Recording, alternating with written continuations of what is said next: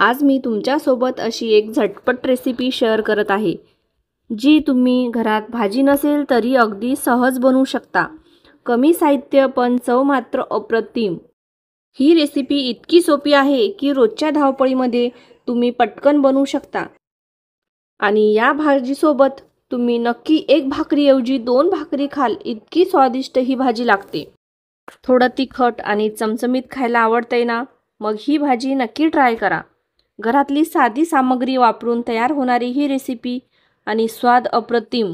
Video कुठेही skip न करता पूर्ण पहा, म्हणजे तुम्हाला रेसिपीची पूर्ण माहिती मिळेल। नमस्कार, मी रसिका, रस्सूची रसोईमध्ये तुमचं सगळ्यांचं मनापासून स्वागत।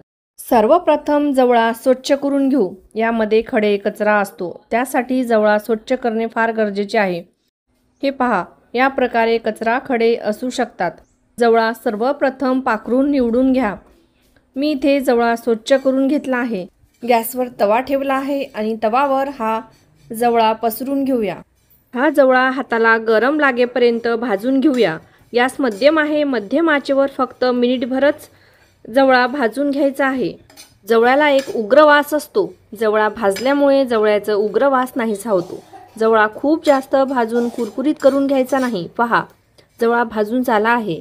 जवळ्याचा रंग देखील अजिबात बदललेला नाही। आपल्याला इथपर्यंतच जवळा भाजून घ्यायचा आहे।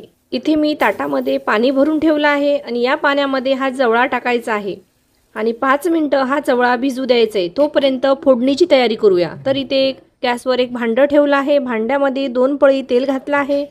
तेल गरम झालं की मोहरी घालूया। मोहरी तडतडली की जिरा घालूया। जिरा फुलला की याच्यामध्ये बारीक चिरलेला कांदा घालूया। कांदा परतून घेऊया। कांदा गुलाबी रंगावर परतून घ्यायचा आहे।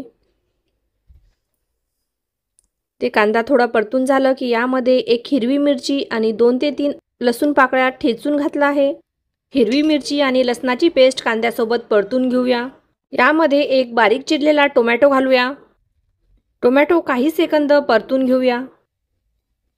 टोमॅटो परतून झालं की यामध्ये चवीपुरतं मीठ घालूया। लाल तिखट घालूया। हळद घालूया। धना पावडर घालूया। गरम मसाला घालूया।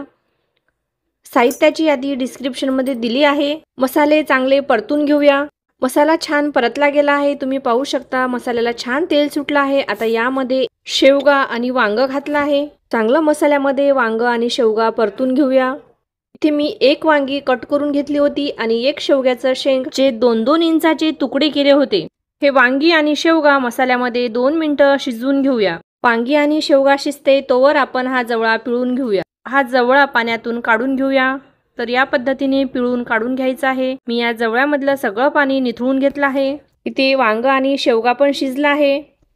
यामध्ये हा पाण्यातून काढलेला जवळा घालूया। जवळा छान सॉफ्ट झाला आहे। 10 मिनिटं आपण ह्या जवळा पाण्यात ठेवला होता, त्यामुळे छान असं मऊ झाला आहे। जवळा काही सेकंद मसाल्यामध्ये छान परतून घेऊया। यामध्ये इथे मी थोडं पाणी घालत आहे आणि झाकून आणखी 2 मिनिटं हे शिजवून घेऊया। इथे 2 मिनिटं झाली आहेत, पाहूया। तर आपलं इथे वांग, शेवगा आणि जवळा छान शिजला आहे। यामध्ये हिरवीगार अशी बारीक चिरलेली कोथिंबीर घालूया। जवळ्याची भाजी तयार आहे। ही भाजी तुम्ही भाकरी, चपाती किंवा भातासोबत खाऊ शकता। पाहूया भाजीतलं शेवगा शिजला आहे की नाही। तर पहा, किती छान शेवगा शिजला आहे।